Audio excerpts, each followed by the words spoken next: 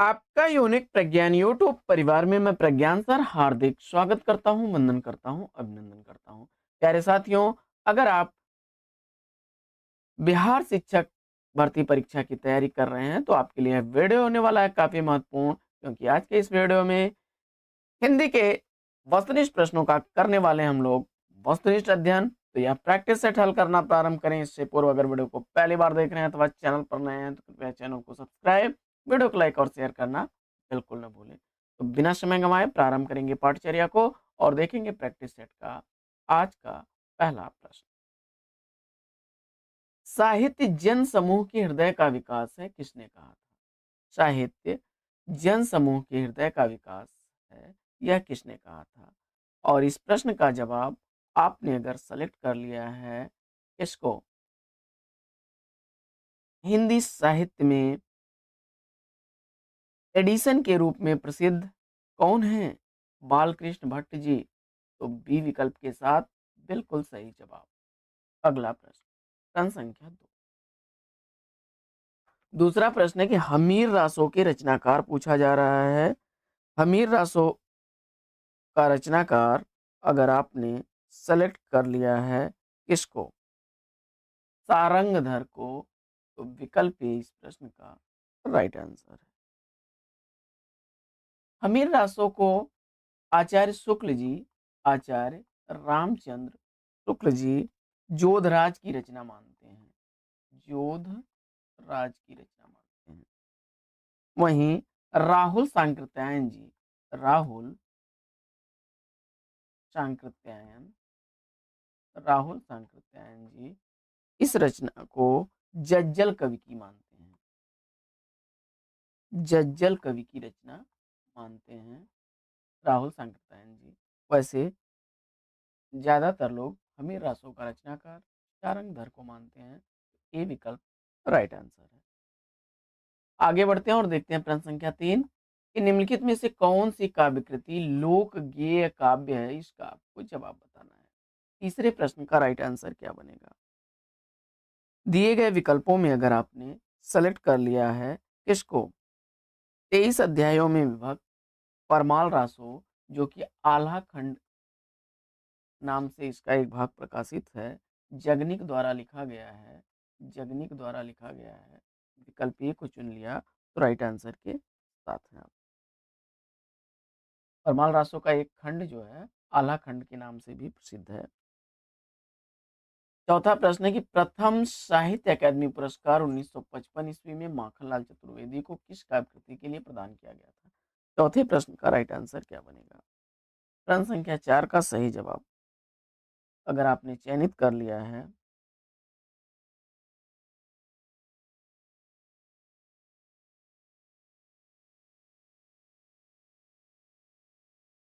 1955 ईस्वी में साहित्य अकादमी पुरस्कार माखनलाल चतुर्वेदी को उनकी किस रचना के लिए दिया गया? जवाब में आपने हिम तरंगिणी को चुना। बिल्कुल सही जवाब विकल्प डी इस प्रश्न का राइट आंसर है। प्रश्न संख्या 5, निम्नलिखित कवियों में से कौन राष्ट्रीय सांस्कृतिक काव्यधारा के अंतर्गत नहीं आने वाले कवि हैं? इसका आपको जवाब बताना है। प्रश्न संख्या 5 का सही उत्तर चयनित करिए। देखिए, माखनलाल चतुर्वेदी, बालकृष्ण शर्मा नवीन और सुभद्रा कुमारी चौहान ये लोग राष्ट्रीय सांस्कृतिक काव्यधारा के कवि हैं। जबकि सुमित्रा नंदन पंत छायावादी काव्यधारा के प्रतिनिधि कवि हैं। तो विकल्प सी चयनित करके इस प्रश्न का राइट आंसर दिया है। अगला प्रश्न है कि इतिवृत्तात्मकता किस युग की प्रमुख काव्य प्रवृत्ति रही है? इसका आपको जवाब बताना है। प्रश्न संख्या 6 का सही जवाब चयनित करिए। छठवें प्रश्न का राइट आंसर द्विवेदी युग चुन करके बिल्कुल सही जवाब दिया है विकल्प सी। आगे बढ़ते हैं और देखते हैं प्रश्न संख्या 7 को। सातवां प्रश्न, समस्या पूर्ति किस युग की काव्य प्रवृत्ति रही है? इसका आपको जवाब बताना है और मुझे उम्मीद है कि इस प्रश्न का बिल्कुल सही जवाब भारतेंदु काल चुना आपने। तो डी विकल्प राइट आंसर के साथ है। आठवां प्रश्न, निम्नलिखित साहित्यकारों में से किसका जन्म उत्तर प्रदेश में हुआ था? इसमें से कौन से कवि उत्तर प्रदेश में जन्मे कवि हैं? तो आपने सेलेक्ट कर लिया होगा। देखिए 24 फरवरी 1880 ईस्वी में अलीगढ़ जनपद में जन्म हुआ था सत्यनारायण कवि रत्न का। अलीगढ़ में जन्म हुआ था। तो विकल्प डी इस प्रश्न का राइट आंसर है। देवकीनंदन खत्री का जन्म बिहार में हुआ था। बिहार में हुआ था। वियोगी हरि और कामता प्रसाद गुरु, ये दोनों लोग मध्य प्रदेश में जन्मे थे। मध्य प्रदेश में जन्मे। आगे बढ़ते हैं और अगला प्रश्न है कि शिवाजी का पत्र किसकी रचना है? प्रश्न संख्या 9 का सही जवाब। शिवाजी का पत्र किसकी रचना है? और इस प्रश्न का जवाब आपने सेलेक्ट कर लिया है। कुकुरमुत्ता, राम की शक्ति पूजा, जूही की कली और तुलसीदास जैसी रचनाओं के रचनाकार सूर्यकांत त्रिपाठी निराला को। तो बी विकल्प के साथ बिल्कुल सही जवाब के साथ हैं आप। 10वां प्रश्न। प्रश्न संख्या 10 है कि मुंशी प्रेमचंद्र किस पत्रिका के संपादक नहीं रहे? मुंशी प्रेमचंद्र जी किस पत्रिका के संपादक नहीं रहे हैं, इसका आपको जवाब बताना है। तो दिए गए विकल्पों में देखिए माधुरी, हंस और जागरण जैसी पत्रिकाओं का संपादन इन्होंने इन्होंने किया था। लेकिन रूपाभ जो पत्रिका थी, सुमित्रा नंदन पंत, सुमित्रा नंदन पंत इसके संपादक थे। सुमित्रा नंदन पंत संपादक थे। तो विकल्प ए इस प्रश्न का राइट आंसर। आगे बढ़ते हैं और देखते हैं अगला प्रश्न। अगला प्रश्न है कि मेजर चौधरी की वापसी किसकी कहानी? मेजर चौधरी की वापसी कहानी का कहानीकार पूछा जा रहा है। और प्रश्न संख्या 11 का सही उत्तर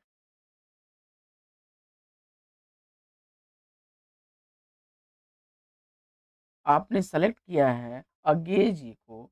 राइट आंसर के साथ हैं विकल्प बी। आगे बढ़ते हैं और देखते हैं अगला प्रश्न। दिए गए विकल्पों में किस रचनाकार का नाम गौरा पंत है? और उत्तर में आपने शिवानी को चुना, तो सी विकल्प बिल्कुल सही जवाब। राजकोट गुजरात में जन्मी शिवानी का नाम गौरा पंत शिवानी था। अगला प्रश्न। सिंहासन खाली करो की जनता आती है, यह किसकी काव्य पंक्तियां हैं? राग और आग के कवि के रूप में प्रसिद्ध यह रामधारी सिंह दिनकर की पंक्तियां हैं। किसकी हैं? रामधारी सिंह दिनकर। तो जवाब में आपने विकल्प डी को चुना, इसमें से कोई नहीं राइट आंसर के साथ है।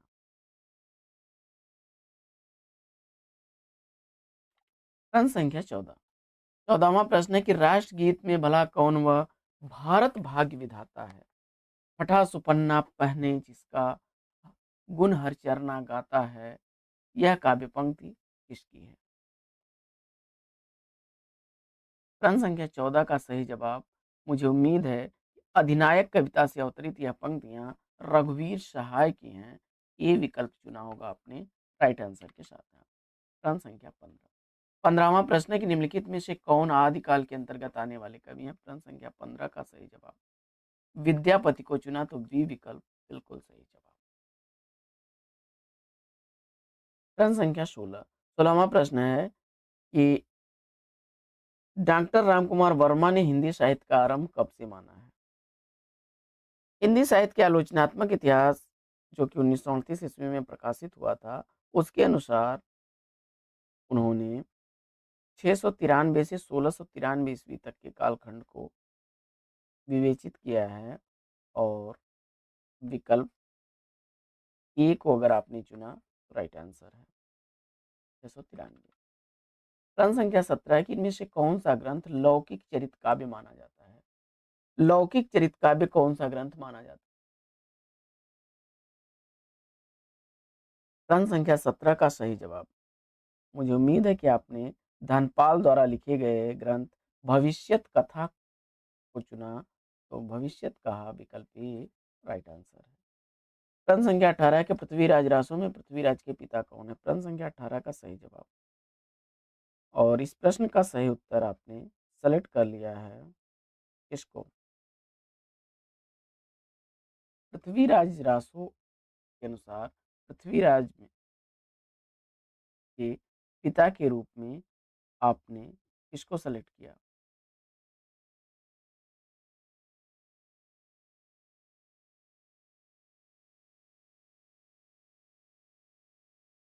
अनंग पाल को बिल्कुल सही जवाब।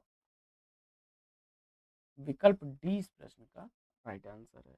बढ़ते हैं आगे और देखते हैं अगला प्रश्न।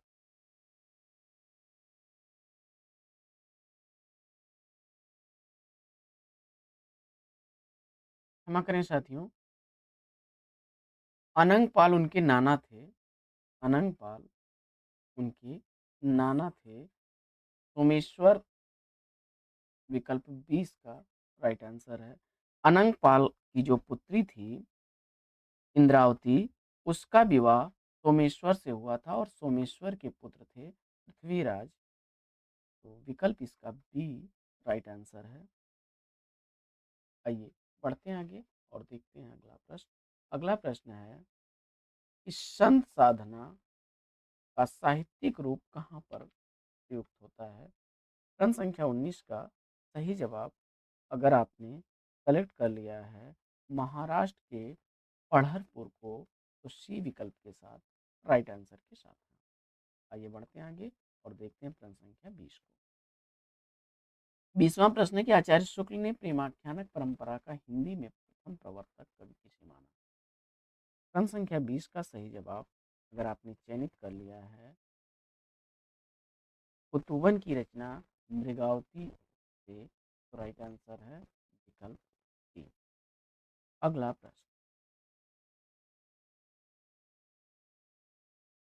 शुक्ल जी ने कुतुबन को माना है, हजारी प्रसाद द्विवेदी जी ईश्वर दास को मानते हैं। इनकी रचना है सत्यवती कथा से, जबकि राम कुमार वर्मा मुल्ला दाऊद को मानते हैं। राम कुमार वर्मा जी मुल्ला दाऊद को मानते हैं। वहीं ईश्वर दास को मानने वाले हैं आचार्य हजारी प्रसाद द्विवेदी जी। हजारी प्रसाद द्विवेदी जी। और शुक्ल जी ने कुतुबन को माना है। विकल्प ए राइट आंसर है। प्रश्न संख्या 21 है अवधी भाषा, अवधी एवं ब्रज भाषा दोनों में रचना करने वाले कवि कौन है?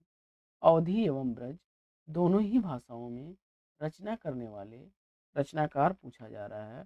और प्रश्न संख्या 21 का सही जवाब, मुझे उम्मीद है कि आपने गोस्वामी तुलसीदास को चुना, तो बी विकल्प राइट आंसर है। प्रश्न संख्या 22। 22वां प्रश्न है रीत काल की विशेषताओं के संदर्भ में निम्नलिखित में से एक विशेषता गलत है, उस गलत विशेषता का चयन करिए। प्रश्न संख्या 22 का सही उत्तर आपने चयनित किसको किया? देखिए, अलंकार की प्रधानता, ब्रज भाषा की प्रधानता और लक्षण ग्रंथों की प्रधानता रही है, लेकिन प्रकृति के आलंबन रूप का वर्णन नहीं है। प्रवृत्तिगत विशेषता विकल्प सी इसका राइट आंसर है। आगे बढ़ते हैं और देखते हैं अगला प्रश्न। भारतेंद्र युग का एक अन्य नाम क्या है? प्रश्न संख्या 23 का सही जवाब पुनर्जागरण काल, विकल्प सी को चुना, तो राइट आंसर है।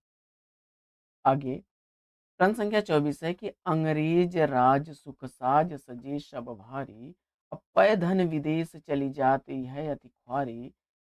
ये पंक्तियां किसके द्वारा लिखी गई पंक्तियां हैं? प्रश्न संख्या 24 का सही जवाब, मुझे उम्मीद है कि भारत दुर्दशा से अवतरित इस पंक्तियों को आपने भारतेंदु हरिश्चंद्र का बताया। सी विकल्प राइट आंसर। प्रश्न संख्या 25। 25वां प्रश्न है कि गोल्ड स्मिथ की कृति ट्रैवलर का अनुवाद किसने किया? ट्रैवलर का अनुवाद किसने किया है, इसका आपको जवाब बताना है। प्रश्न संख्या 25 का सही जवाब श्रीधर पाठक, विकल्प सी को चुना, तो राइट आंसर है। द ट्रैवलर को उन्होंने शांत पथिक नाम से शांत पथिक नाम से अनुवादित किया था। प्रश्न संख्या 26।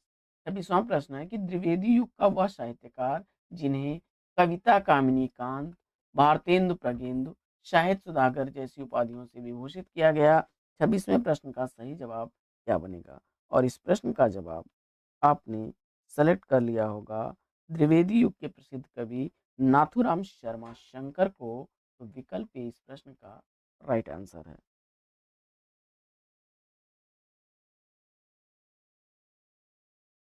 आगे बढ़ते हैं और देखते हैं अगला प्रश्न।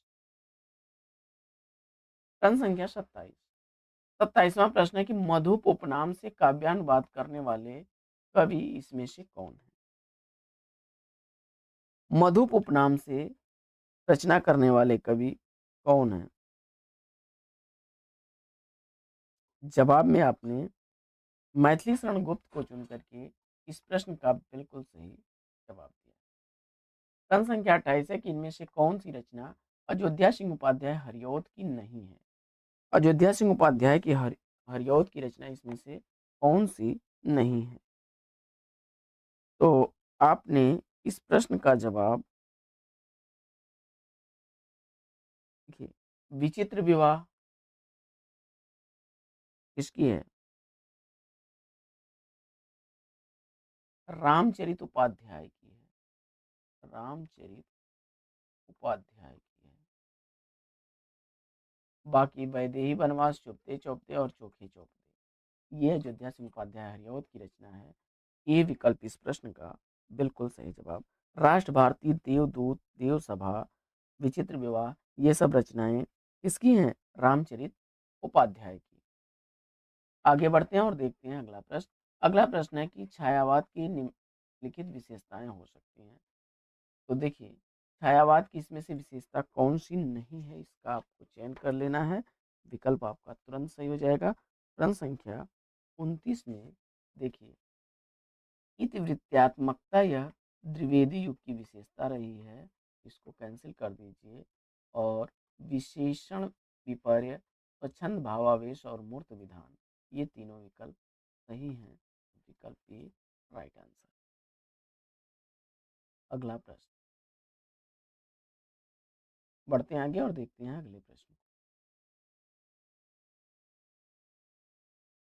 जयशंकर प्रसाद की कृतियां किस विकल्प में दी गई हैं? इसका आपको जवाब बताना है।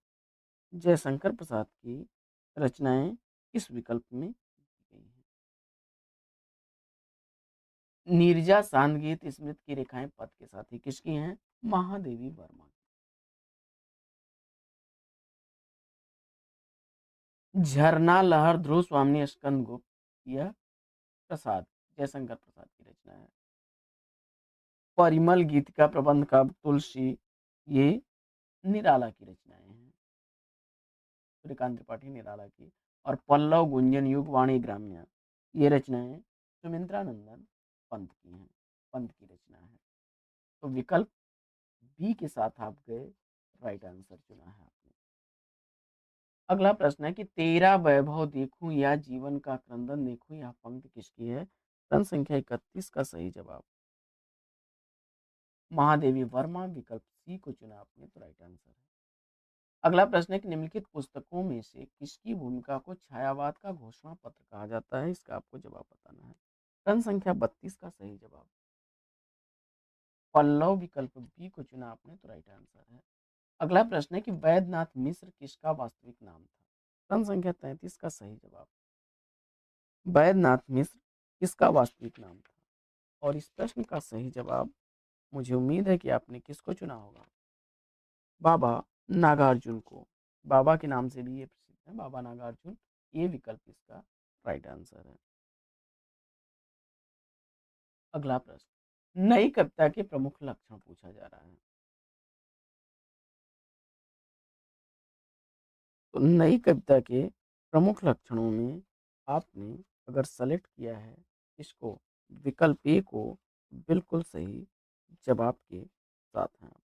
प्रश्न संख्या 34 का सही जवाब अनुभूत की सच्चाई और बुद्धिमूलक यथार्थवादी दृष्टि, विकल्प ए को चुना, राइट आंसर के साथ हैं। आगे बढ़ते हैं और देखते हैं अगला। निम्न में से कौन सा सुमेलित नहीं है, इसका आपको जवाब बताना। प्रश्न संख्या 35 का सही जवाब क्या होगा? दिए गए विकल्पों में अर्धनारीश्वर रामधारी सिंह दिनकर की रचना, आस्था और सौंदर्य रामविलास शर्मा की रचना, आत्मने पद अज्ञेय की रचना है, तो प्रबंध प्रतिमा यह रचना किसकी है? निराला की है। सूर्यकांत त्रिपाठी निराला जी की रचना है। विकल्प सी का चयन करके आपने राइट आंसर। आगे बढ़ते हैं और प्रश्न संख्या 36 को देखते हैं। 36वां प्रश्न कि हिंदी निबंध का उत्कर्ष काल। प्रश्न संख्या 36 का सही जवाब क्या बनेगा? हिंदी निबंध का उत्कर्ष काल। विकास की दृष्टि से अगर देखा जाए तो शुक्ल युग जो है यह हिंदी निबंध का उत्कर्ष काल है। विकल्प सी चुना आपने, राइट आंसर है। अगला प्रश्न है कि निम्न में से कौन सा सुमेलित नहीं है? तो देखिए, मादा कैक्टस लक्ष्मी नारायण लाल का, रक्षाबंधन हरिकृष्ण प्रेमी का और द्रौपदी सुरेंद्र वर्मा का है, जबकि माधवी यह नाटक भीष्म शाहनी का है। किसका है? भीष्म शाहनी का। भीष्म शाहनी का नाटक विकल्प ए के साथ अगर आप हैं सही जवाब के साथ। प्रश्न संख्या 38। आह वेदना मिली विदाई, मैंने भ्रमवश जीवन संचित, मधुकरियों की भीख लुटाई। यह गीत जो है नाट्य गीत जयशंकर प्रसाद के किस नाटक से उद्गृत है, इसका आपको जवाब बताना है। और मुझे उम्मीद है कि आपने सेलेक्ट किया होगा 1928 ईस्वी का प्रकाशित स्कंद गुप्त नाटक को। राइट आंसर के साथ हैं आप। अगला प्रश्न है कि मलबे का मालिक कहानी का कथ्य क्या है? 1947 ईस्वी में लिखी गई यह कहानी भारत पाक विभाजन पर आधारित है। विकल्प बी इस प्रश्न का राइट आंसर है। बढ़ते हैं आगे और देखते हैं अगला प्रश्न।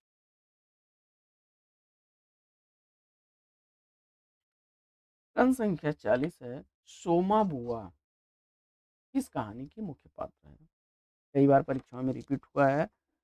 मुझे उम्मीद है कि इस प्रश्न का जवाब मनु भंडारी की कहानी अकेली को चुना होगा। बिल्कुल सही जवाब। अगला प्रश्न, रांगड़ी बोली कहाँ पर बोली जाती है? रांगड़ी बांगर ये बोलियां हरियाणा की हैं। डी विकल्प इसका सही जवाब। अगला प्रश्न, हिंदी का मानक रूप किस भाषा में विकसित हुआ है? तो जो मानक हिंदी है, आप देखेंगे मानक हिंदी का विकास खड़ी बोली से होता है। विकल्प ए को चुना आपने, राइट आंसर। अगला प्रश्न है कि इनमें से राजस्थानी की बोली कौन सी नहीं है? तो मारवाड़ी, मेवाती, मालवी, जयपुरी ये सब राजस्थानी हिंदी की बोलियां हैं। तो विकल्प अगर आपने बुंदेली को चुना तो बी विकल्प इस प्रश्न का राइट आंसर है। अगला प्रश्न, 44 प्रश्न संख्या है कि वो हमरा के खेलही ना देत रहे, यह कहाँ की बोली है? ध्यान दीजिएगा आप लोग कि हमरा, हमनी, तोहार, तोहनी, ओकर, हुनकर, इनकर, हे लोगन क, जौन, तौन, कौन, केहू, आपन, रउआ ये सब कहाँ की है? भोजपुरी के सर्वनाम हैं। डी विकल्प इसका राइट आंसर। प्रश्न संख्या 45, हिंदी भाषा को कौन सी लिपि में लिखा जाता है? हिंदी भाषा को किस लिपि में लिखा जाता है? जवाब में देवनागरी लिपि चुना, बिल्कुल सही जवाब। विकल्प सी। अगला प्रश्न है कि कोई भी बोली या भाषा मानकता प्राप्त करने पर क्या हो जाती है? प्रश्न संख्या 46 का सही जवाब,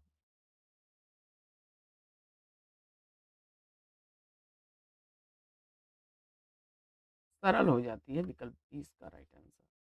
अगला प्रश्न, कार्यालयी हिंदी की भाषा कैसी होनी चाहिए? जब इस पर हम लोग कई बार चर्चा कर चुके हैं। अभिधात्मक चुन करके आपने राइट आंसर दिया है। अगला प्रश्न है कि देवनागरी लिपि का सर्वप्रथम प्रयोग कहाँ हुआ था? प्रश्न संख्या 48 का सही जवाब, गुजरात के शासक जय भट्ट के शिलालेख में अगर आपने सेलेक्ट किया है बिल्कुल सही जवाब विकल्प डी। अगला प्रश्न है कि संविधान के अनुच्छेद 351 में किस विषय का वर्णन है? प्रश्न संख्या 49 का सही जवाब। हिंदी भाषा के विकास के संदर्भ में अनुच्छेद 351 में वर्णन किया गया है। हिंदी भाषा के विकास से संबंधित विकल्प डी को चुना राइट आंसर। बिहारी किस धारा के कवि हैं? आप जानते हैं कि जो रीत काव्य है वह 3 काव्य धाराओं में विभक्त है: रीति मुक्त, रीतिबद्ध और रीति रीति रीतिबद्ध, रीति मुक्त, रीति सिद्ध। अगर आप रीतबद्ध कवियों की चर्चा करें तो उसमें जो है आते हैं केशव, चिंतामणि, भिखारी दास, मतीराम, जसवंत सिंह, भूषण। वहीं अगर रीत सिद्ध कवियों की चर्चा करें तो जिसमें बिहारी राम सहाय, बृंद रसनिधि और सेनापति पजनेश आदि लोग हैं, तो वहीं रीत मुक्त कवियों में बोधा, घनानंद, कृपाराम ये लोग आते हैं।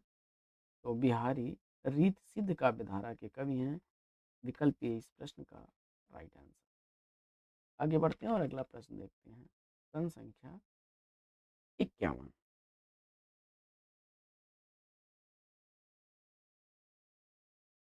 प्रश्न संख्या 51 है, प्रेमचंद्र किस प्रवृत्ति के उपन्यासकार हैं?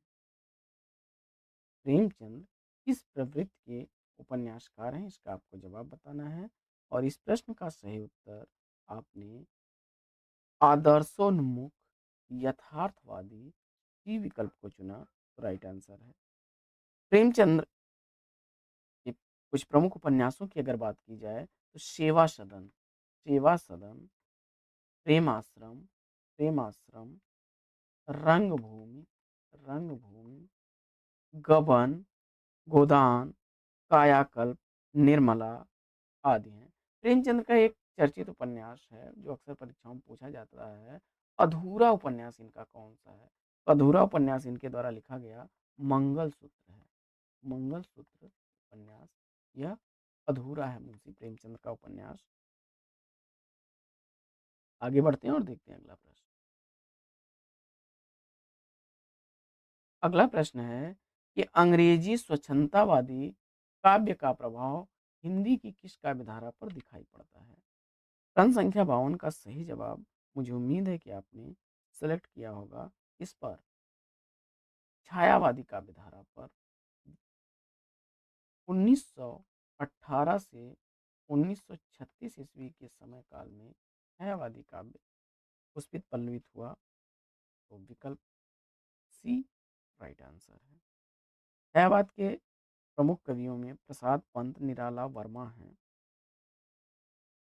प्रश्न संख्या 53 है कि निम्न में से कौन सी रचना हरिशंकर परसाई की नहीं है?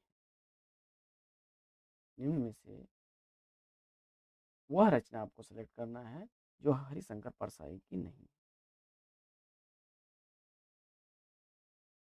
जीप पर सवार इल्लियां, यह रचना शरद जोशी की रचना है। तो विकल्प डी इसका राइट आंसर हो जाएगा। बाकी प्रेमचंद के फटे जूते, निष्ठुरता का गणतंत्र और विकलांग श्रद्धा का दौर परसाई जी की रचना है। वाक्यम रसात्मकम काव्यम यह कहने वाले आचार्य कौन हैं? और इस प्रश्न का जवाब साहित्य दर्पण से अवतरित यह उक्ति आचार्य विश्वनाथ की आपने चुना। तो बी विकल्प बिल्कुल सही। अगला प्रश्न है कि राम ने कहा कि मैं घर जाऊंगा में कौन सा वाक्य है? प्रश्न संख्या 55 का सही जवाब संज्ञा उपवाक के विकल्प ए को चुना सही जवाब है।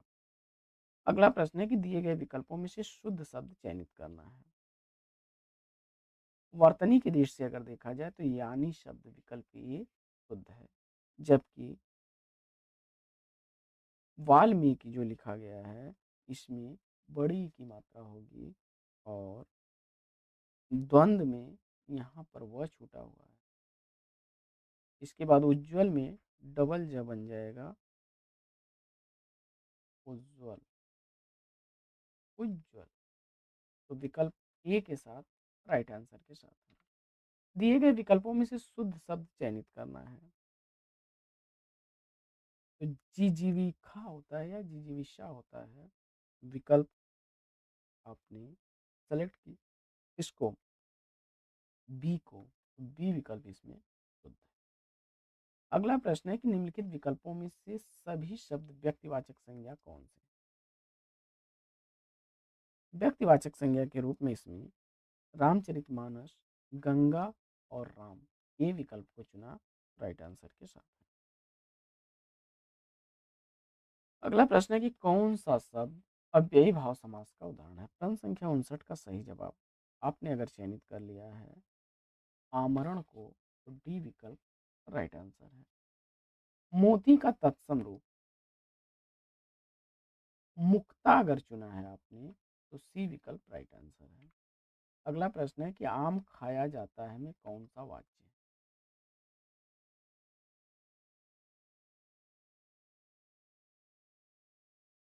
आपने इसमें कर्मवाच्य चुना, तो बी विकल्प बिल्कुल सही जवाब। अगला प्रश्न है कि विकल्पों में से पुल्लिंग शब्द का चयन करना है। प्रश्न संख्या 62 में पुल्लिंग शब्द के रूप में आपने सेलेक्ट किया किसको? तेजस्वी विकल्प ए को, तो राइट आंसर। बाकी हंसिनी, परोपकारिणी और तपस्विनी स्त्रीलिंग शब्द हैं, विकल्प ए राइट आंसर। अगला प्रश्न, अगला प्रश्न है कि दशरथ के पुत्र राम ने रावण को मारा, इस वाक्य में कौन सा पद कारक बनने की सबसे कम योग्यता रखता है? प्रश्न संख्या 63 का सही जवाब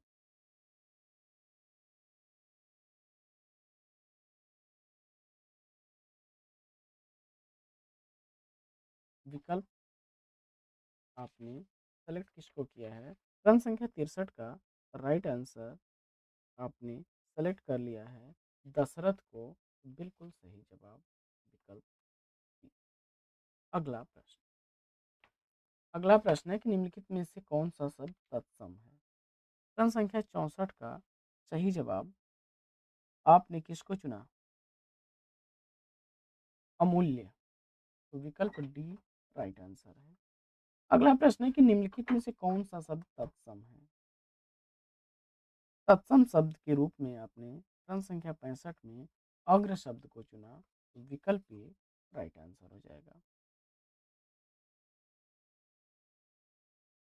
आगे अज्ञानी शब्द का कौन सा पर्याय नहीं है पूछा जा रहा है। प्रश्न संख्या 66 में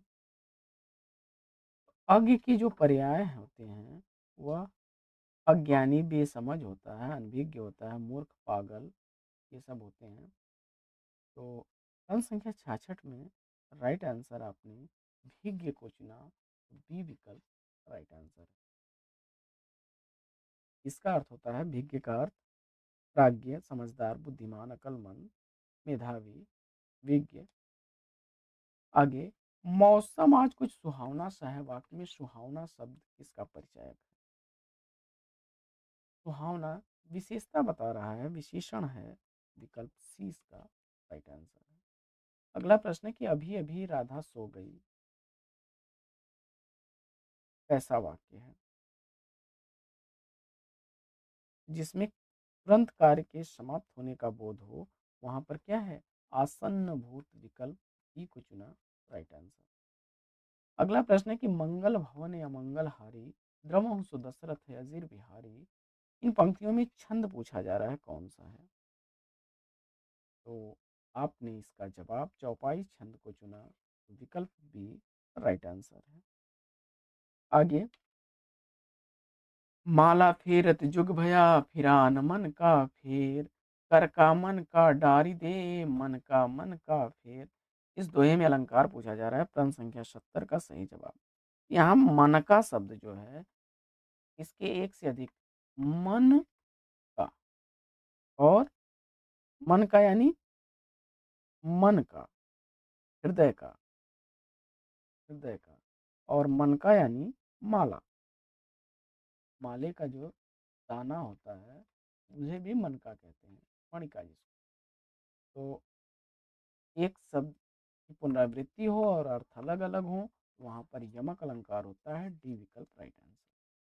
अगला प्रश्न है कि निर्विवाद में समास पूछा जा रहा है और अव्ययी भाव समास विकल्प बी को चुन करके इस प्रश्न का सही जवाब।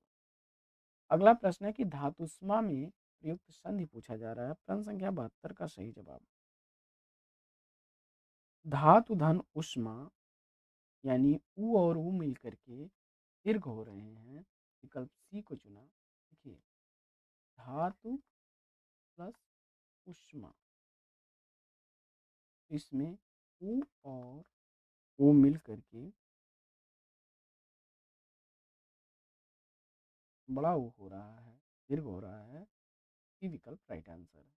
अगला प्रश्न है कि निम्नलिखित शब्दों में से स्वर संधि किसमें है। प्रश्न संख्या 73 का सही जवाब चयनित करिए। स्वर संधि का उदाहरण किसमें है और इसमें सेलेक्ट किया है आपने राम धन अयन दीर्घ संधि। विकल्प बी को चुना तो राइट आंसर के साथ। अगला प्रश्न,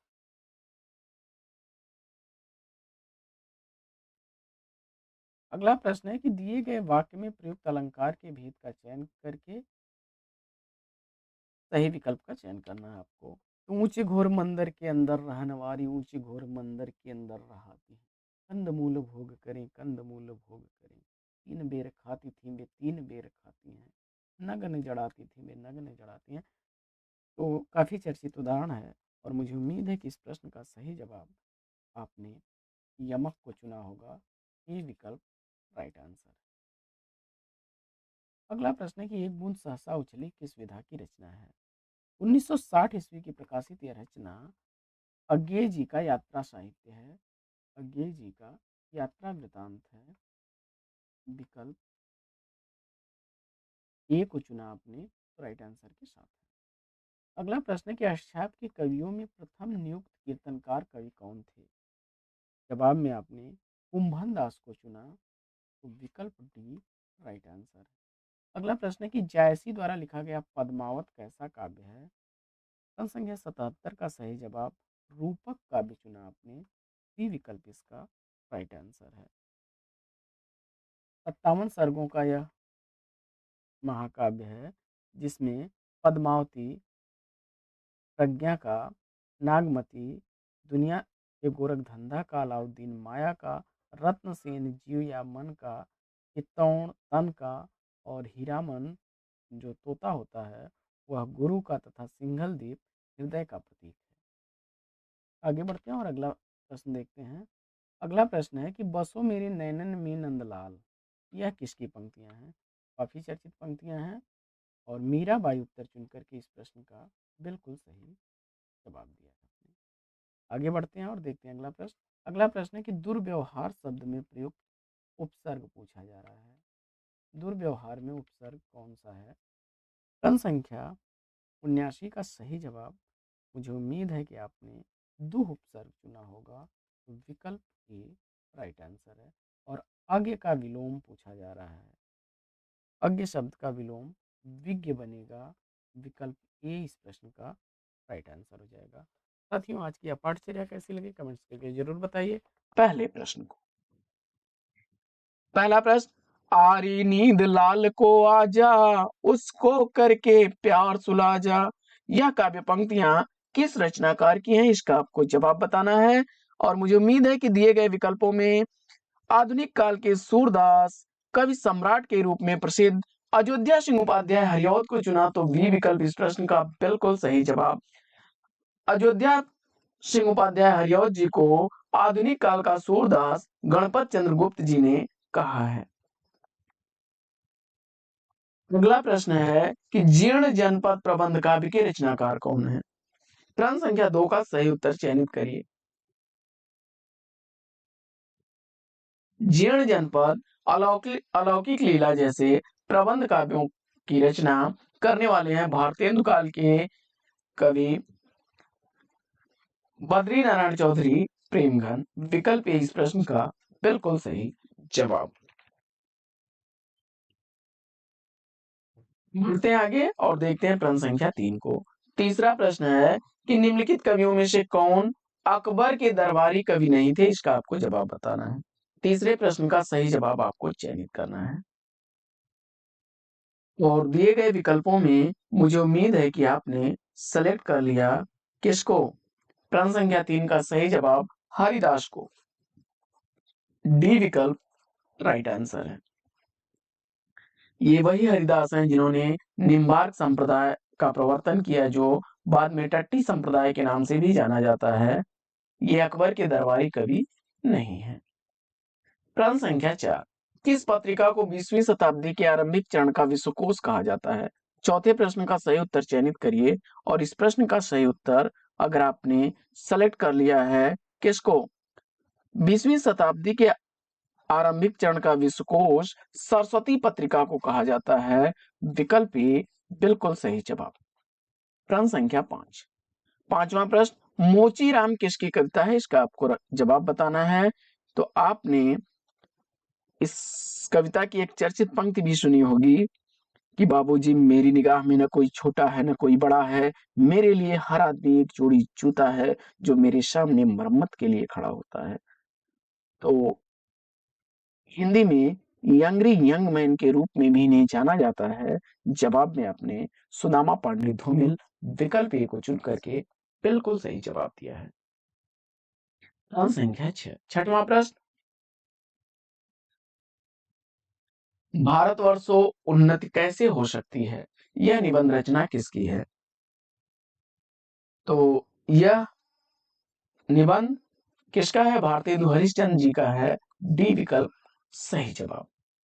आगे बढ़ते हैं और देखते हैं प्रश्न संख्या 7 को। सातवां प्रश्न है कि आचार्य शुक्ल जी के अनुसार करुणा दुखात्मक वर्ग में आने वाला क्या है? तो यहाँ पर रिक्त स्थान में क्या भरा जाएगा, इसका आपको जवाब बताना है और मुझे उम्मीद है कि आपने इस प्रश्न का जवाब मनोविकार अगर चुना होगा तो राइट आंसर के साथ हैं आप।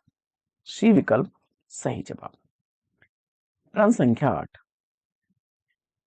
हटकर बैठा चांद एक दिन माता से वह बोला, सिलवा दो माँ मुझे उनका मोटा एक झिंगोला। तो यह काव्य पंक्तियां किसकी हैं, इसका आपको जवाब बताना है। प्रश्न संख्या 8 का राइट आंसर चयनित करके बताइए।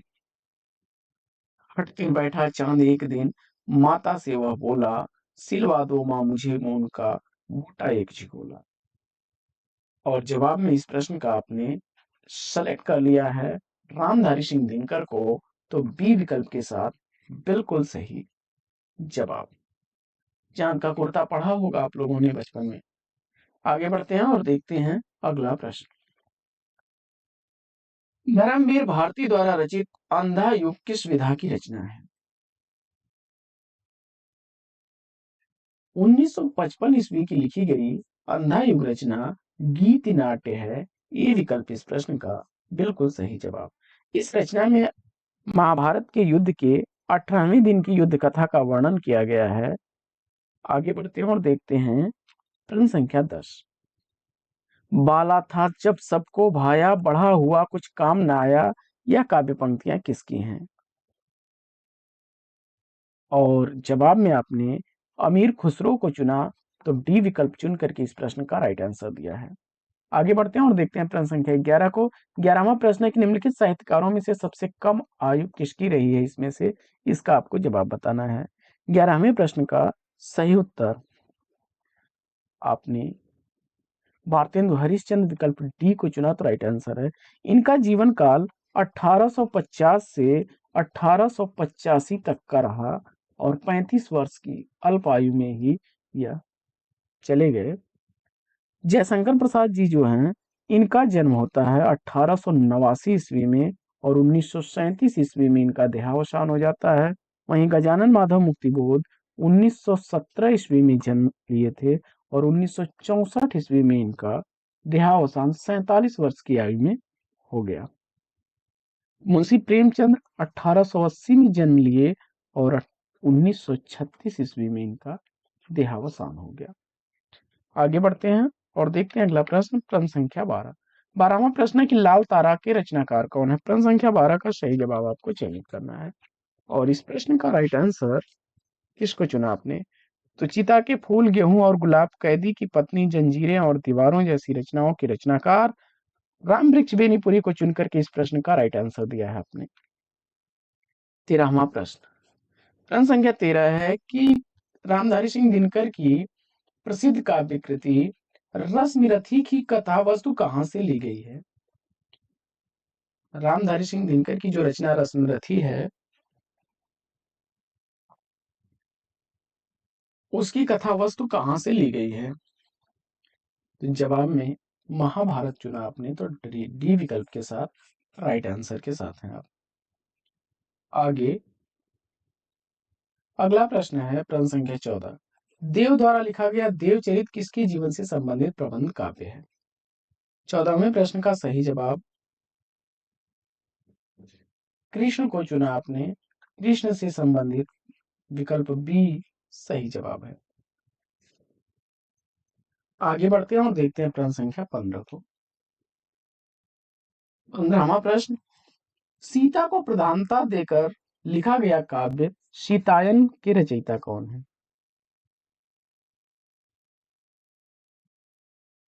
राम प्रिया शरण, डी विकल्प अगर आपने चुना है बिल्कुल सही जवाब। अगला प्रश्न है कि माइकल मधुसूदन द्वारा लिखा गया मेघनाद वध का हिंदी अनुवाद किसने किया? 16वें प्रश्न का सही जवाब अगर आपने सेलेक्ट कर लिया है किसको?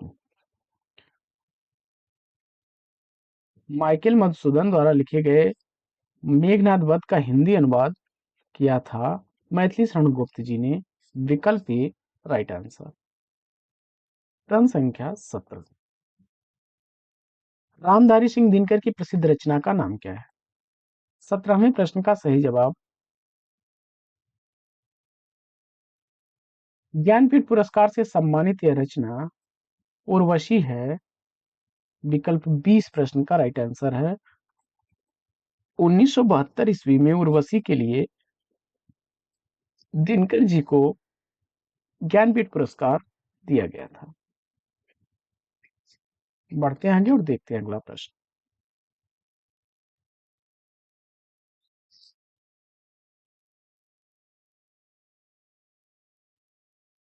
धर्मवीर भारती द्वारा लिखी गई काव्य कृति कनुप्रिया में किसका वर्णन है?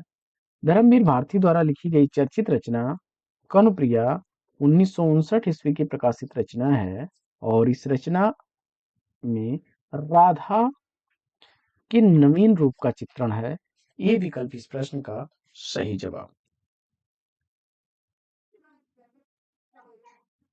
प्रश्न संख्या 19, निम्नलिखित में से किस रचनाकार ने अपने गद्य लेखन तक अपने आप को सीमित रखा है?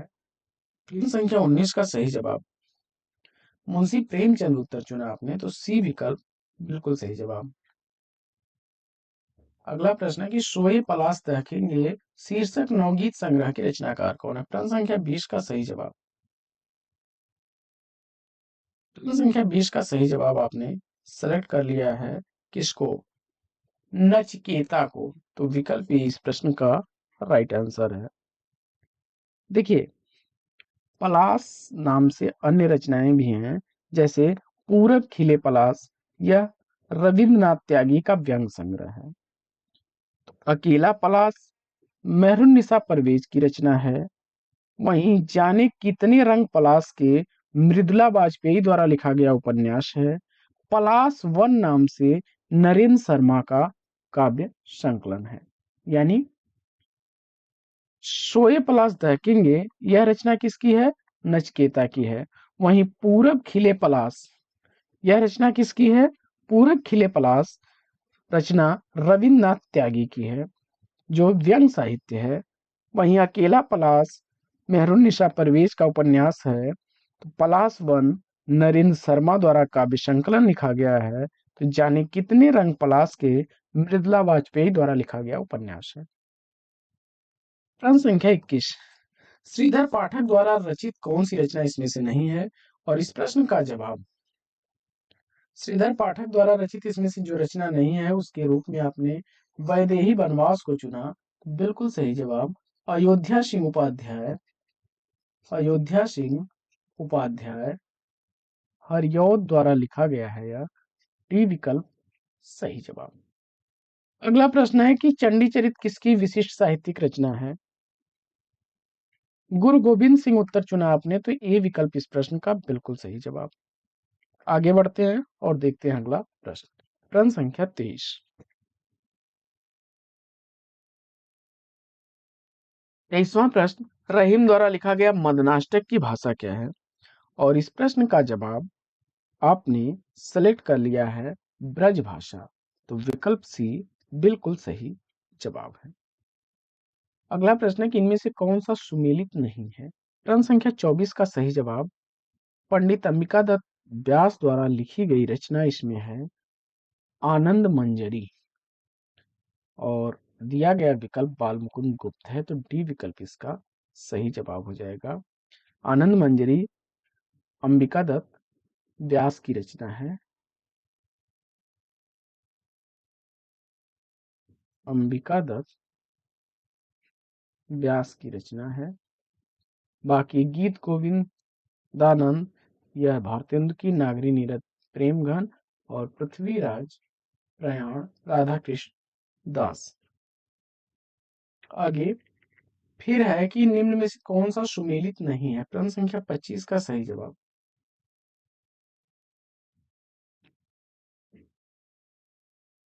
ऋण जल धन जल, यह रचना फणीश्वर नाथ रेणुका रिपोर्ताज है।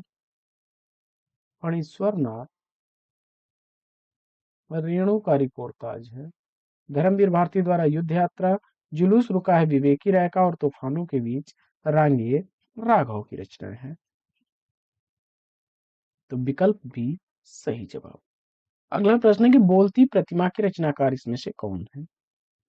तो यह संस्मरण साहित्य विधा की रचना है, जिसके लेखक श्री राम शर्मा हैं।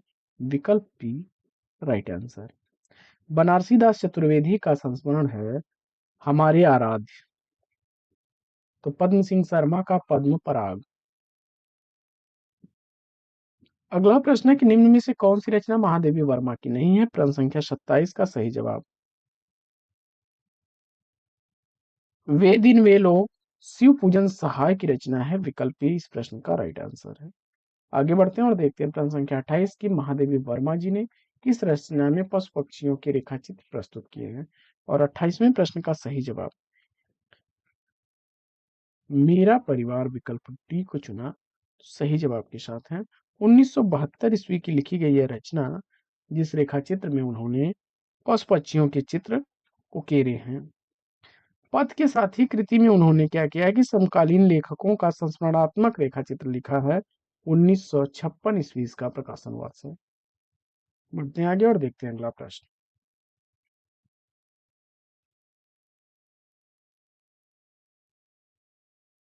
प्रश्न संख्या 29 है कि निम्नलिखित में से कौन सा सुमेलित,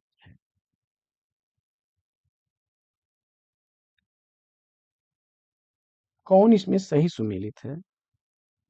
तो देखिए, सुधिया उस चंदन मन की या तो विद्यानिवास मिश्र की रचना नहीं है, विष्णुकांत शास्त्री की है। विष्णुकांत शास्त्री की है।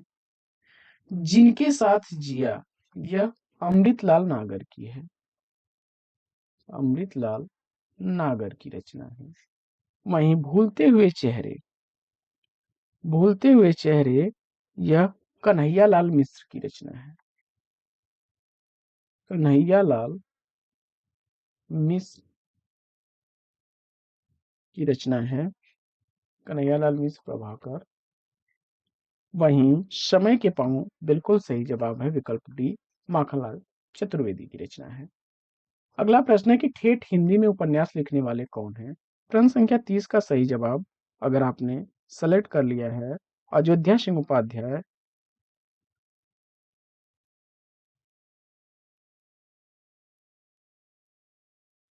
ठेठ हिंदी में उपन्यास किसने लिखा है? तो अयोध्या सिंह उपाध्याय हरिऔध विकल्प डी को चुना, तो राइट आंसर। ठेठ हिंदी का ठाठ नाम से इन्होंने 1899 ईस्वी में इनका उपन्यास प्रकाशित हुआ था। जहाज का पंछी किस प्रकार का उपन्यास है? प्रश्न संख्या 31 जहाज का पंछी उपन्यास, तो यह एक मनोवैज्ञानिक उपन्यास है। ईला चंद्र जोशी द्वारा लिखा गया है। ईला चंद्र जोशी द्वारा लिखा गया है। विकल्प डी इस प्रश्न का बिल्कुल सही जवाब। प्रश्न संख्या 32 है कि बिहारी सतसई में दोहों की संख्या क्या है। 32वें प्रश्न का सही जवाब चयनित करिए कि बिहारी सतसई में दोहों की संख्या पूछा जा रहा है और इस प्रश्न का सही जवाब 719 विकल्प सी को चुना तो राइट आंसर है। देखिए कहीं कहीं 713 दोहे भी मिलते हैं, 713 दोहों का भी उल्लेख देखने को मिलता है, तो सी विकल्प राइट आंसर है। आगे बढ़ते हैं और अगला प्रश्न है कि घनानंद की कृतियां किस भाषा में हैं। घनानंद की कृतियां किस भाषा में है, इसका आपको जवाब बताना है। तो आपने ब्रज भाषा चुनकर के इस प्रश्न का बिल्कुल सही जवाब दिया, विकल्प सी। आगे बढ़ते हैं और अगला प्रश्न है कि गंगा लहरी किसकी रचना है। गंगा लहरी किसकी रचना है।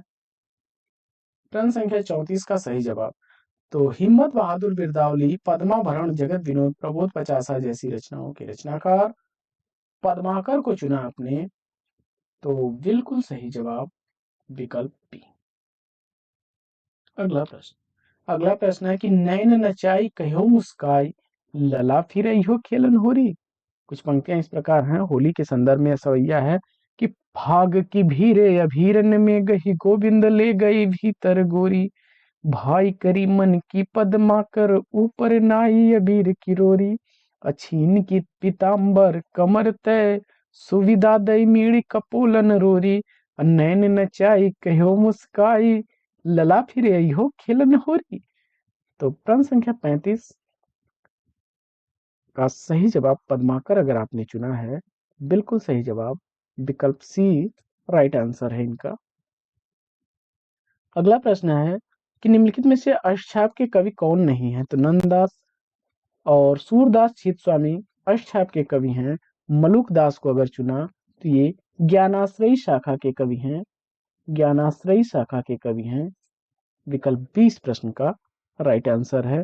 इनकी चर्चित रचनाओं में ज्ञान बोध, रतन खान, भक्त विवेक काफी चर्चित हैं। इनका ध्रुव चरित भी पूछा जाता है परीक्षाओं में, याद रखिएगा। मलुकदास की रचनाओं में ध्रुव चरित, रतन खान, भक्ति विवेक, ज्ञान बोध अक्सर पूछे जाने वाले रचनाएं हैं। आगे पुष्टि मार्ग का प्रवर्तक किसे माना जाता है। प्रश्न संख्या 37 का सही जवाब चयनित करिए। पुष्टि मार्ग का प्रवर्तक पूछा जा रहा है। प्रश्न संख्या 37 का सही जवाब अगर आपने वल्लभाचार्य को चुना तो बी विकल्प इस प्रश्न का राइट आंसर है। आगे बढ़ते हैं और प्रश्न संख्या 38 देखते हैं। रासो ग्रंथ किस भाषा में लिखे गए ग्रंथ हैं। फटाफट उत्तर चयनित करिए। रासो ग्रंथ किस भाषा में लिखे गए ग्रंथ हैं। जवाब में डिंगल पिंगल विकल्प डी को चुना तो राइट आंसर के साथ हैं आप। अगला प्रश्न है कि महापुराण का रचनाकार पूछा जा रहा है। प्रश्न संख्या 39 का सही जवाब महापुराण का रचनाकार आपने पुष्यदंत को चुना या पुष्पदंत विकल्प बी को तो राइट आंसर के साथ हैं। महापुराण, अरुणय कुमार चरियु और जसहर चरियु ये रचनाएं पुष्पदंत की हैं। आगे बढ़ते हैं और देखते हैं प्रश्न संख्या 40। हिंदी खड़ी बोली किस अपभ्रंश से विकसित है। खड़ी बोली का विकास सौरसेनी अपभ्रंश से विकसित है। सी विकल्प इस प्रश्न का राइट आंसर है। बढ़ते हैं आगे और देखते हैं अगला प्रश्न।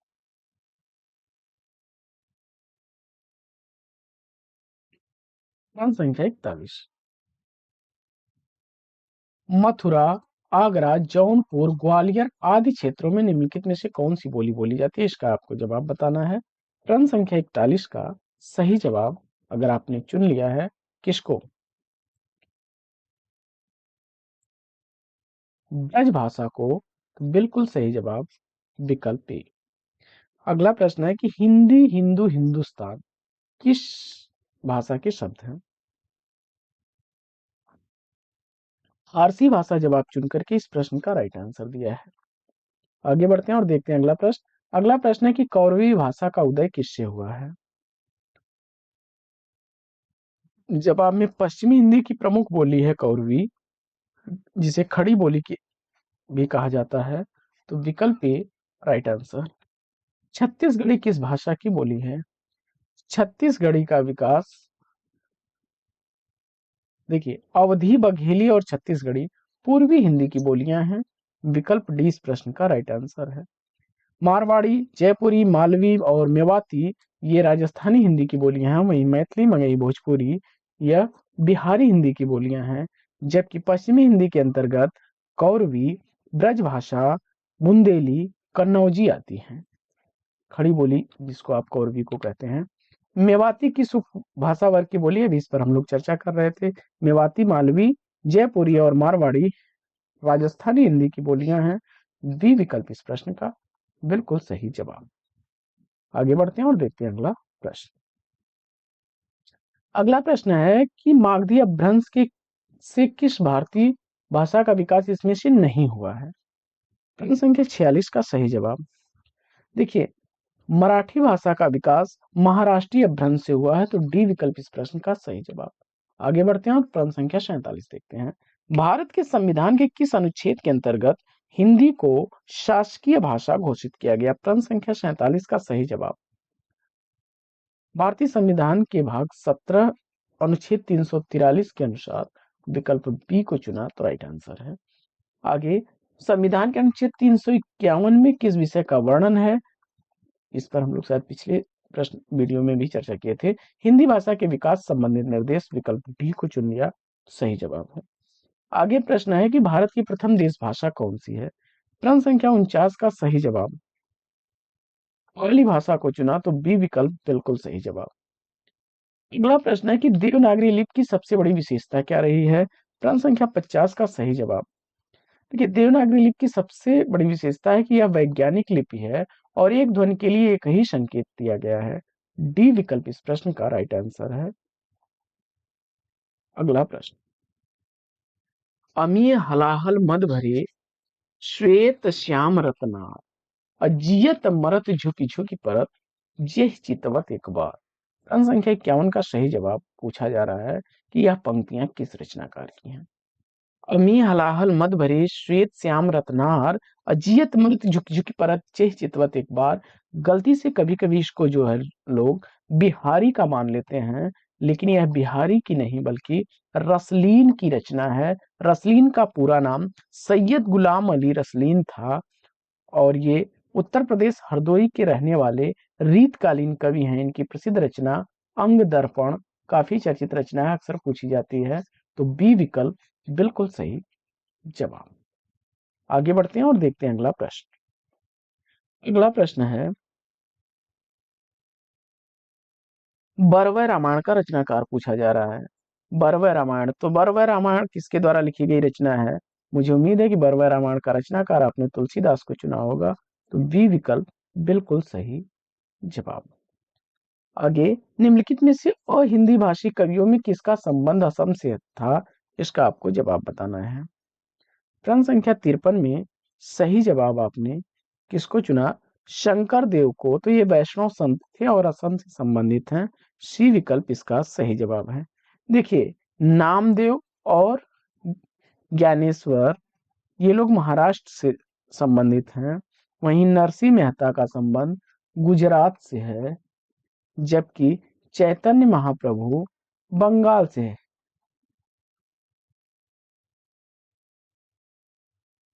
नामदेव महाराष्ट्र से हैं, तो विकल्प सी राइट आंसर है। असम से शंकर देव हैं। अगला प्रश्न है कि तोड़ने ही होंगे मठ और गढ़ सब, यह पंक्तियां किसकी हैं? प्रश्न संख्या 54 का सही जवाब मुझे उम्मीद है कि आपने चुना होगा किसको? गजानन माधव मुक्तिबोध को। प्रगतिवादी और तार सप्तक के कवि हैं, ये मार्क्सवादी विचारधारा के कवि हैं। कौन? गजानन माधव मुक्तिबोध जी। डी विकल्प राइट आंसर के साथ हैं। प्रश्न संख्या 55, रामचंद्र शुक्ल की आलोचनात्मक कृति कौन सी है? इसका आपको जवाब बताना है। साथियों, जैसा कि आप लोग बता रहे थे कि वीडियो में सर आवाज सही नहीं आ रही है, तो मुझे उम्मीद है कि इस वीडियो में आवाज सही हो गई होगी। और अगर आवाज से संबंधित कोई प्रॉब्लम अभी भी होगी तो कृपया कमेंट्स करके हमें सूचित जरूर करिएगा। बढ़ते हैं आगे और देखते हैं अगला प्रश्न। प्रश्न संख्या 55 है, आचार्य शुक्ल की आलोचनात्मक रचना इसमें से रस मीमांसा को चुना है आपने, सी विकल्प के साथ सही जवाब के साथ है। अगला प्रश्न है कि निम्नलिखित व्यंजनों में से कौन से व्यंजन का उच्चारण तालु से होता है? प्रश्न संख्या 56 का सही जवाब तालव्य व्यंजन इसमें से पूछा जा रहा है। तो च छ ज झ ञ, अगर आपने विकल्प सी को चुना तो राइट आंसर है।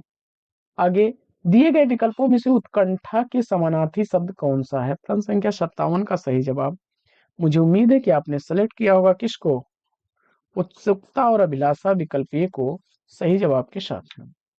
आगे बढ़ते हैं और देखते हैं प्रश्न संख्या 58 कि नीचे दिए गए काले अक्षर वाले अनेकार्थ शब्द के लिए आजकल के घरों में एक सुसज्जित कक्ष अवश्य होता है।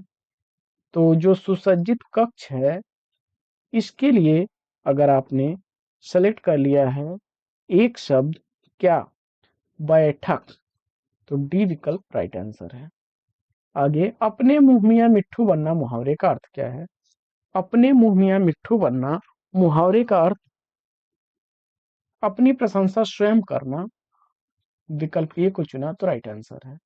अगला प्रश्न है कि निम्न में से वर्तनी की दृष्टि से शुद्ध शब्द चयनित करना है। परीक्षा विकल्प डी इसमें देखिए शुद्ध है, बाकी पूज्य में पूज्य ऐसे लिखा जाएगा और परीक्षण में बड़ी ई होगी, जबकि प्राण में ड़ लगा रहेगा। आगे चछ जज यहाँ का उच्चारण किससे होता है, इस पर हम लोग चर्चा कर रहे थे। तालव्य व्यंजन के रूप में अगर आपने चुना तो विकल्प सी राइट आंसर है। प फ ब भ म ओष्ठ व्यंजन है, वहीं त थ द ध न दंत व्यंजन है और ट ठ ड ढ ढ़ ये मूर्धा है। आगे बढ़ते हैं और देखते हैं अगला प्रश्न।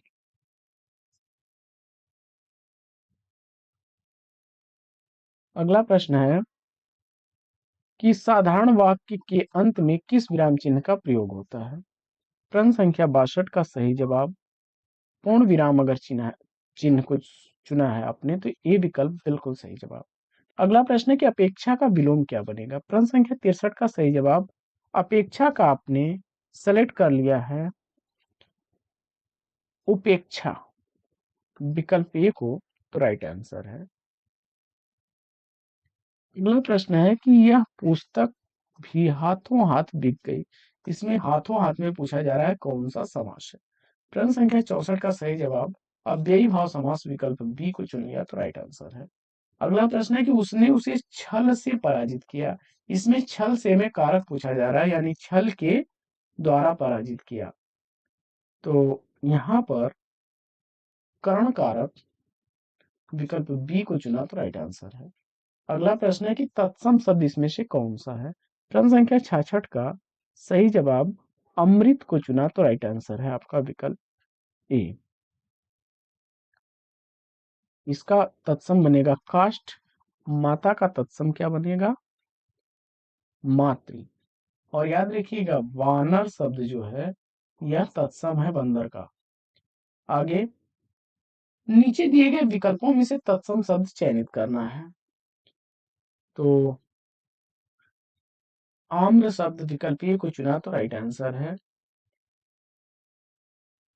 आगे अगला प्रश्न है कि मनोविश्लेषणात्मक शैली के उपन्यासकार कौन है? प्रश्न संख्या 68 का सही जवाब, लीला चंद्र जोशी को चुना तो सी विकल्प इस प्रश्न का राइट आंसर है। इनके कुछ मनोविश्लेषणात्मक उपन्यासों की अगर बात की जाए तो लज्जा, देखिए लज्जा नासिरा शर्मा का भी एक उपन्यास है। लज्जा, सन्यासी, पर्दे की रानी, प्रेत और छाया, मुक्तिपथ, जिप्सी जैसे प्रमुख उपन्यास हैं इनके। आगे बढ़ते हैं और देखते हैं प्रश्न संख्या 69। अलीगढ़ का बोली क्षेत्र पूछा जा रहा है आपसे और इस प्रश्न का जवाब अलीगढ़, मथुरा, आगरा, ये सब ब्रज भाषा का ब्रज मंडल का क्षेत्र है, विकल्प सी राइट आंसर है। अगला प्रश्न है कि किस रचना का दूसरा नाम आल्हा खंड है? तो आप जानते हैं कि आल्हा खंड जगनी की रचना है और आल्हा खंड को चार्ल्स इलियट ने प्रकाशित कराया था, परमाल रासो का ही एक खंड है, तो विकल्प बी राइट आंसर हो जाएगा, परमाल रासो का ही आल्हा खंड एक भाग है। आगे अश्व का पर्यायवाची, इसमें कौन सा अश्व का पर्यायवाची है, इसका आपको जवाब बताना है। प्रश्न संख्या 71 का सही जवाब घोटक चुना आपने, तो विकल्प ए राइट आंसर है। आगे बढ़ते हैं, दिनकर सूर्य का पर्यायवाची होता है और अनंत आकाश का पर्यायवाची है, सुरपति इंद्र का पर्यायवाची है। आगे बढ़ते हैं। यह इंद्र का पर्याय है, यह सूर्य का पर्याय है और यह आकाश का पर्याय है। आगे अंतरिक्ष का पर्यायवाची पूछा जा रहा है, तो व्योम, आकाश, गगन, नभ, ये सब अंतरिक्ष के हैं। विकल्प डी इसका राइट आंसर। अगला प्रश्न है कि रामचरितमानस काव्य शैली पूछा जा रहा है। रामचरितमानस नामक महाकाव्य की काव्य शैली क्या है? तो दोहा चौपाई शैली में लिखी गई यह रचना है। विकल्प ए इस प्रश्न का राइट आंसर है। बढ़ते हैं आगे और देखते हैं अगला प्रश्न।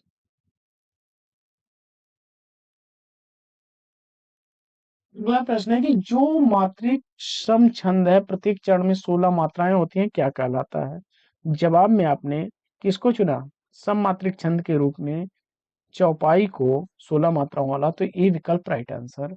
अगला प्रश्न है कि सजना है मुझे सजना के लिए किस अलंकार का प्रयोग हुआ है? प्रश्न संख्या 75 का सही जवाब यमक अलंकार, विकल्प ए को चुन लिया आपने, तो राइट आंसर है। आगे बढ़ते हैं और देखते हैं प्रश्न संख्या 76 को कि तरण के ही संग तरल तरंग में तरण डूबी थी हमारी ताल में, इसमें अलंकार कौन सा है? प्रश्न संख्या 76 का सही जवाब, अगर आपने सेलेक्ट कर लिया है यमक को, तो बिल्कुल सही जवाब विकल्प बी। देखिए, तरण का अर्थ सूर्य और तरण का अर्थ नाव दोनों है। अगला प्रश्न है कि सम उपसर्ग का म किस शब्द में सुनाई पड़ता है?